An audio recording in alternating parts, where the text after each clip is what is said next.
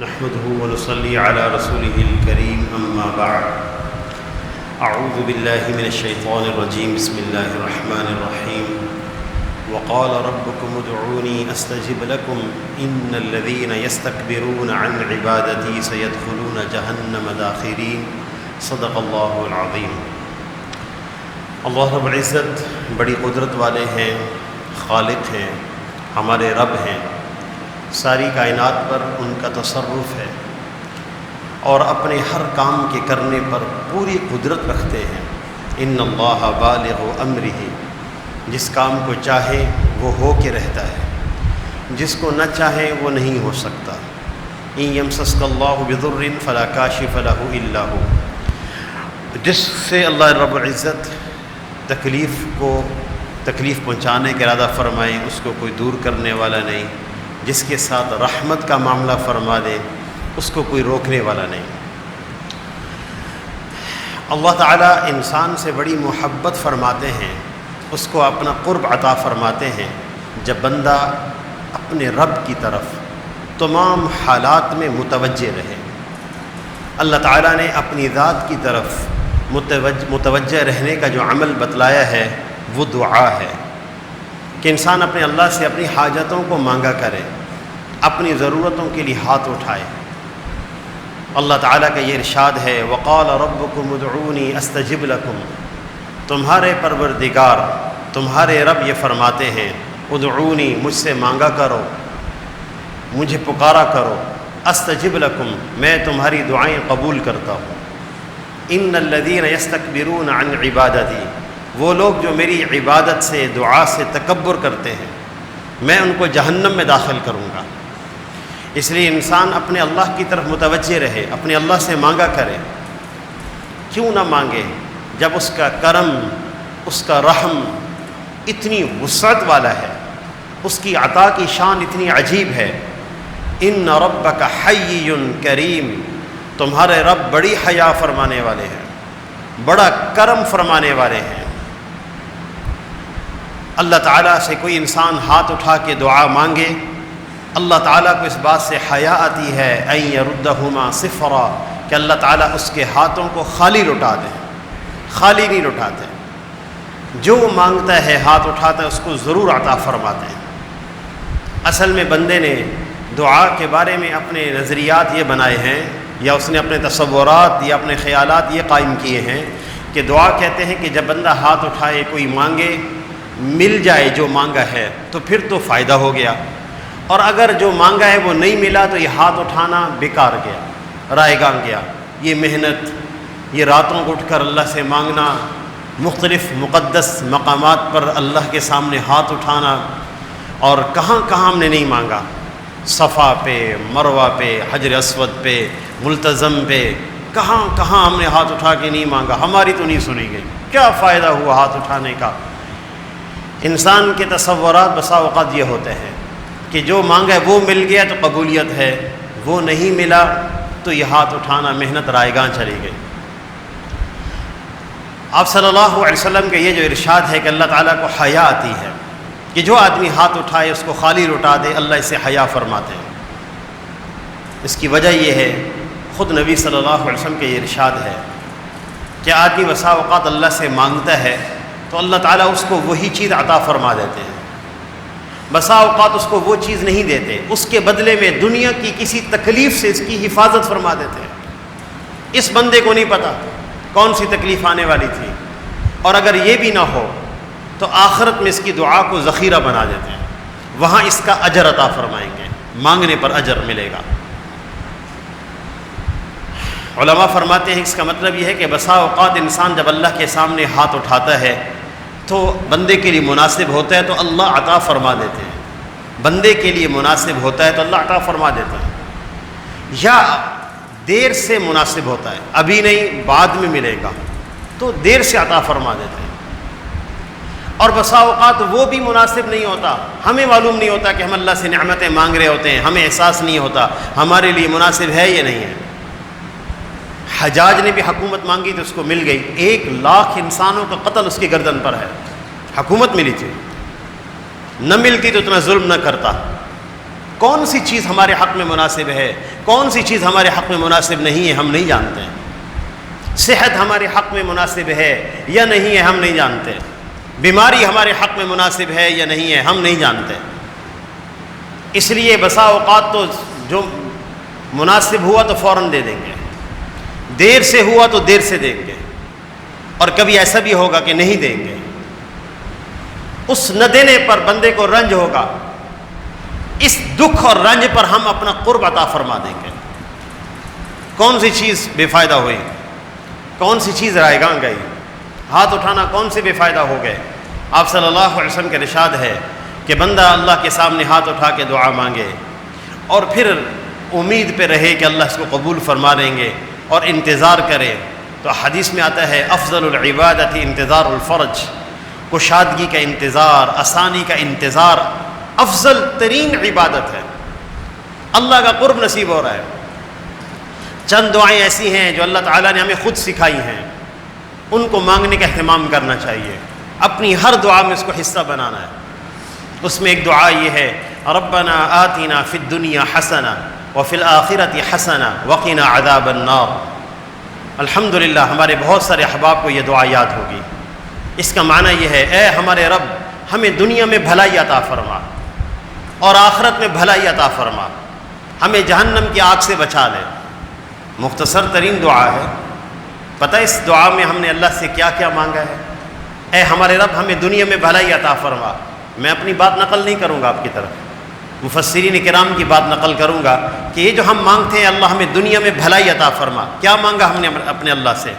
دنیا کی بھلائی، بدن کی صحت، اہل و عیال کی صحت، رزق حلال میں وسعت اور برکت، تمام دنیاوی ضرورتوں کا پورا ہونا، اعمال صالحہ کی توفیق ملنا، اچھے اخلاق نصیب ہونا، علم نافع مل جانا، عزت اور وجاہت کا حصول ہو جانا، عقائد درست ہو جائیں، صراط مستقیم کی ہدایت مل جائے، تمام عبادات میں اخلاص کامل نصیب ہو جائے۔ یہ ہم نے مانگا ہے ربنا آتنا فی الدنیا حسنہ۔ ہم اپنے الفاظ سے، اپنی زبانوں سے کیا کیا مانگیں گے؟ ہم وہ الفاظ ذرا اپنی زبان سے کہیں جو اللہ نے ہمیں سکھائے ہیں۔ اے بندے اس طرح مانگو ہم سے۔ وفی الآخرۃ حسنہ، ہمیں آخرت میں بھی اچھائی عطا فرما، آخرت میں بھلائی عطا فرما۔ اس کا معنی مفسرین نے لکھا ہے کہ جنت اور اس کی لازوال نعمتیں حاصل ہو جائیں، اللہ کی رضا حاصل ہو جائے، اللہ کا دیدار نصیب ہو جائے۔ دو جملوں میں ہم نے سب کچھ سمیٹ لیا ہے، سب کچھ سمیٹ لیا۔ اور ایک اور دعا جس کی تلقین خود نبی صلی اللہ علیہ وسلم کو ہے، سورۃ المؤمنون کی آخری آیت غالباً 118 نمبر، جو خود نبی صلی اللہ علیہ وسلم کو جس کی تلقین ہے، یہ غالباً سورت کا نام میں بھول رہا ہوں شاید، اور وہ ہے رب اغفر وارحم وانت خیر الراحمین۔ رب اغفر وارحم وانت خیر الراحمین۔ آپ صلی اللہ علیہ وسلم کو تلقین کی گئی، قل اے نبی صلی اللہ علیہ وسلم یوں دعا مانگے۔ ہمارے نبی صلی اللہ علیہ وسلم مرحوم اور مغفور ہیں، ان پر رحمت بھی کی گئی ہے اور ان کی مغفرت کر دی گئی ہے، اس کے باوجود تلقین ہے کہ یہ دعا اس طرح ہم سے مانگے۔ تو امام قرطبی رحمۃ اللہ علیہ نے لکھا ہے کہ امت کو کتنی حاجت ہوگی اس طرح دعا مانگنے کی۔ مختصر ترین دعا رب اغفر وارحم وانت خیر الراحمین، اے رب میری مغفرت فرما، مجھ پہ رحم فرما، آپ تمام رحم کرنے والوں سے بڑھ کر رحم کرنے والے ہیں۔ آپ کے ذہنوں میں شاید آیا ہو کہ مختصر سی دعا ہے۔ ہم نے دنیا آخرت کی ساری خیریں اللہ سے مانگ لی ہیں، اس لیے کہ مفسرین نے لکھا ہے تمام دنیا کے انسانوں کے کاروبار کا مقصد، یعنی زندگی کا رہن سہن چلن پھرن سے مقصد کیا ہے؟ دو چیزوں کا حصول، جلب منفعت دفع مضرت، نفع حاصل ہو جائے، نقصان سے حفاظت ہو جائے۔ ساری انسانی زندگی کا مقصد ہے یہ، ہر انسان یہی چاہتا ہے، نفع حاصل ہو جائے، نقصان سے بچ جائے۔ رب اغفر، اے میرے رب میری مغفرت فرما۔ علماء نے لکھا ہے کہ اس کا مفعول محذوف ہے، کیا چیز معاف کریں، کون سے گناہ معاف کریں، اس کو نہیں بیان فرمایا۔ رب اغفر میری مغفرت فرما، اس کا مطلب یہ ہے ہر نقصان دہ چیز سے اللہ میری حفاظت فرما۔ ورحم، مجھ پہ رحم فرما. کس چیز پر رحم کریں اس کو بیان نہیں کیا اللہ تعالیٰ نے. اس کا مطلب یہ ہے کہ اے رب میرے اوپر رحم فرما کہ ہر آرزو پوری ہو جائے، ہر محبوب چیز حاصل ہو جائے. اللہ اکبر. سورۃ الکہف کی آیت نمبر 10 میں ایک دعا سکھائی گئی. تمام مشکلات سے نکلنے کا راستہ. جب بندہ کہتا ہے کہ میرے پاس کوئی دنیا میں راستہ نہیں تھا بچنے کا، میرے پاس کوئی راستہ نہیں تھا مشکلات سے نکلنے کا، میں نے گناہ مجبور ہو کے کیا ہے. بعض دفعہ نوجوان کہتے ہیں کہ ہم مجبور ہیں گناہ کرنے پر، ہمارا ماحول ایسا ہے، ہم نہیں بچ سکتے، فلاں مشکل سے ہم نہیں نکل سکتے. کہیں ایسا نہ ہو کل قیامت کے دن اللہ تعالیٰ یہ فرما دیں کہ تم نے وہ دعا کیوں نہیں مانگی جو اصحاب کہف نے غار کے اندر مانگی تھی مجھ سے؟ تم نے وہ دعا کیوں نہیں مانگی جب پوری سلطنت ان کے خلاف تھی، سارا ماحول ان کے مخالف تھا، پوری حکومت ان کے خلاف تھی چند نوجوانوں کے. ہم نے ان کی حفاظت کر کے دکھائی. ان کے الفاظ ہم نے قرآن میں نقل کیے، قرآن میں اتارے بندے تیری تعلیم کے لیے. ربنا آتنا من لدنک رحمہ، سورۃ الکہف کی آیت نمبر 10 ہے. ربنا، اے ہمارے رب، آتنا من لدنک رحمہ، اپنی خاص رحمت نازل فرما دے. وہیئ لنا من امرنا رشدا، ہماری اس صورتحال میں، ہماری اس صورتحال میں ہمیں بھلائی کا راستہ دے دے. اللہ تعالیٰ نے راستہ دیا، تمام مشکلات سے نکالا. اور پھر حضور صلی اللہ علیہ وسلم کی جو دعائیں ہیں ان دعاؤں کے مانگنے کا اہتمام ہونا چاہیے. مناجات مقبول ایک کتاب ہے جس میں آپ صلی اللہ علیہ وسلم کی دعائیں جمع کی گئی ہیں. گزارش ہے کہ ہمارے ہر صاحب کے پاس، ساتھی کے پاس ہونی چاہیے. اگر پی ڈی ایف پہ پڑھنے کی عادت ہے تو آپ اس کو پی ڈی ایف میں ڈاؤن لوڈ کر لیں، موبائل میں ڈاؤن لوڈ کر لیں. وہ ذرا دعائیں تو مانگیں جو حضور صلی اللہ علیہ وسلم نے مانگی ہیں. ہمارا تصور وہاں تک نہیں پہنچ سکتا. ہمارے نبی صلی اللہ علیہ وسلم کی دعائیں معجزات ہیں. ہم اس طرح کے الفاظ قیامت تک نہیں لا سکتے. یہ کیفیات القاء نہیں ہو سکتی ہمارے دلوں پر. ہم کریم رب سے دنیا سے مانگ کر جائیں، ورنہ وہاں حسرت ہوگی کہ اس کے خزانے لامحدود تھے، صرف میری زبان کے ہلانے پر مجھے دینے پر تیار تھا، لیکن مجھے معلوم نہیں تھا کہ میں نے اپنے اللہ سے مانگنا کیا ہے. میں جانتا نہیں تھا. میری دعاؤں کا محور صرف چند الفاظ ہیں، چند چیزیں ہیں بس. کسی سے کہا جائے دعا مانگو، 3 منٹ سے زیادہ دعا نہیں، کیونکہ چند الفاظ ہیں رٹے ہوئے، اس سے آگے دعا کے لیے الفاظ نہیں ہیں. ہمارے نبی صلی اللہ علیہ وسلم نے ہمیں وہ سکھایا. کبھی وہ دعاؤں کی کتاب کھول لیں یا پی ڈی ایف پہ کھول لیں، ذرا ترجمہ دیکھیں کہ ہمارے نبی ہم اپنے رب سے کیا مانگ رہے ہیں. اللہم واقیتاً کواقیت الولید، اے اللہ میری ایسی حفاظت فرما جیسے چھوٹے بچے کی حفاظت کی جاتی ہے. ایسی حفاظت ہم چاہتے ہیں آپ سے. اللہم آتینا افضل ما تؤتی عبادک الصالحین، جتنا نیک بندوں کو آئے اللہ آپ نے دی ہے ان سب سے بڑھ کر مجھے عطا فرما. کیا اللہ ناراض ہوں گے اس دعا کے مانگنے سے؟ کیا اللہ کے خزانے محدود ہے کہ ان کو عطا ہو گئے اب اور نہیں ہے عطا کے لیے؟ لامحدود خزانے. کوئی ایسی دعا مانگ سکتا ہے یا کسی کے دل میں ایسی دعا کا القاء اور خیال آ سکتا ہے اے اللہ دنیا عالم کے اندر جتنے نیک بندے تجھ سے دعائیں مانگ رہے ہیں ان کی مقبول دعاؤں میں ہمارا حصہ بھی بنا دے؟ کوئی مانگ سکتا ہے؟